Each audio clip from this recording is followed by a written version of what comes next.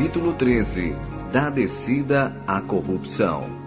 E aconteceu que, como os homens começaram a se multiplicar sobre a face da terra, e lhes nasceram filhas, viram os filhos de Deus que as filhas dos homens eram formosas, e tomaram para si mulheres de todas as que escolheram.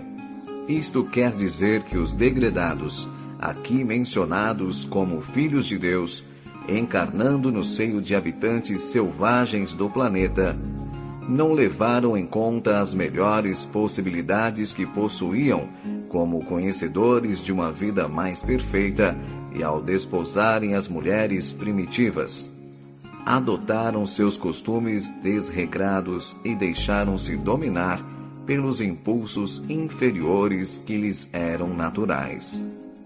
Chegaram numa época em que as raças primitivas viviam mergulhadas nos instintos animalizados da carne e, sem se guardarem, afundaram na impureza, não resistindo ao império das leis naturais que se cumpriam irrevogavelmente, como sempre sucede.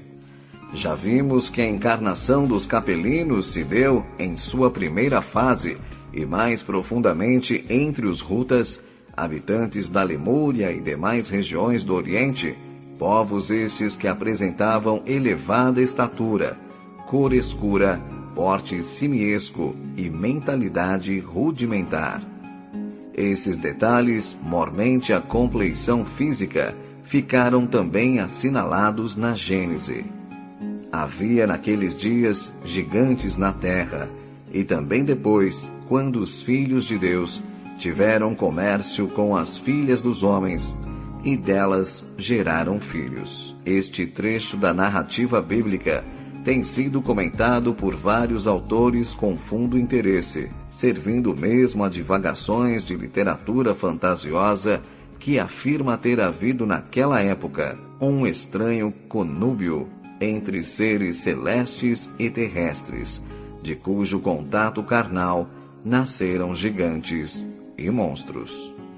Porém, como se vê, não se deu, nem teve o fato nenhum aspecto sobrenatural, pois gigantes haviam, conforme o próprio texto esclarece, tanto antes como depois que os capelinos, filhos de Deus, encarnaram.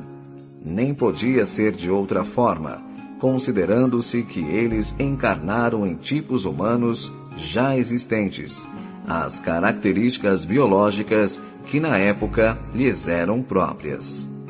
E é sabido que os tipos primitivos de homens e animais eram agigantados em relação aos tipos atuais. Não há que estranhar, porque nos tempos primitivos tudo era gigantesco: as plantas, os animais, os homens. Estes, principalmente, tinham que se adaptar ao meio agreste e hostil em que viviam e se defender das feras existentes, da inclemência da própria natureza. Por isso, deviam possuir estatura e força fora do comum. Os lemurianos e os atlantes tinham estatura elevada e os homens do Cro-Magnon, que já estudamos, a julgar pelos esqueletos encontrados numa caverna perto do povoado do mesmo nome na França, possuíam em média 1,83, ombros muito largos e braços muito curtos e fortes, bem menores que as pernas, o que prova serem já bem distanciados dos símios. As construções pré-históricas, como os dolmens, menires, pirâmides, etc., eram de dimensões e peso verdadeiramente extraordinários.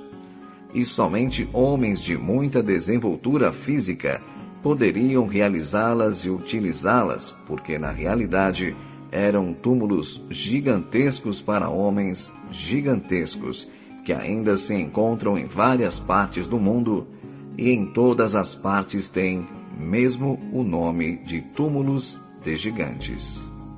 Mas sigamos a narrativa bíblica no ponto em que ela se refere a essa mistura de raças de orbes diferentes. Então disse o Senhor: não contenderá o meu espírito para sempre com o homem, porque ele é carne, porém os seus dias serão 120 anos. Isso nos leva a compreender que a fusão então estabelecida, o cruzamento verificado, foi tolerado pelo Senhor, sem embargo dos fatores de imortalidade que prevaleciam, e isso porque os exilados, conquanto fossem espíritos mais evoluídos em relação aos habitantes terrestres, vindo agora habitar esse mundo primitivo, onde as paixões, como já dissemos, imperavam livremente, não resistiram à tentação e se submeteram às condições ambientes.